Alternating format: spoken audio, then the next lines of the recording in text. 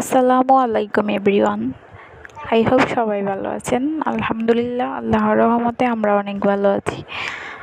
আজ আমি আপনাদের সঙ্গে একটা ভিন্ন রেসিপি শেয়ার করব, তা হলো সবাই ডালের বড়া, তারপর বাঁধাকপির বড়া, এগুলো হচ্ছে কমন, কিন্তু কাঁকরোলের বড়াটা একটু আনকমন। আজ আমি কাঁকরোলের বড়া রেসিপিটা শেয়ার করব, কারণ এই কাঁকরোলের বড়া আমার হাজব্যান্ড অনেক বেশি পছন্দ করে, তাই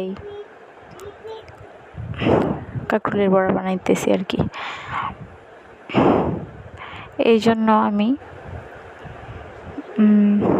আটা অথবা চালের গুঁড়া নিয়ে নিতে পারেন, তারপর হলুদ, একটু মশলা, সামান্য লবণ, বেসন, এইগুলা মিক্সড করে তারপর দিয়ে দিলাম।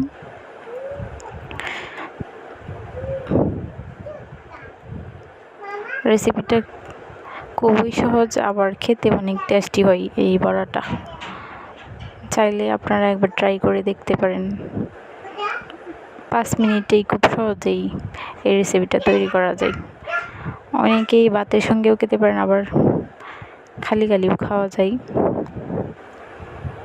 আমার কাছে